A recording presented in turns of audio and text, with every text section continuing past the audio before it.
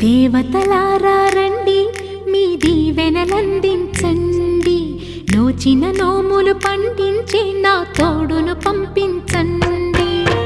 కలలో ఇలలో ఏ కన్నెకి ఇలాంటి పతిరాడనిపించే వరుణ్ణే వరముగా ఇవ్వండి.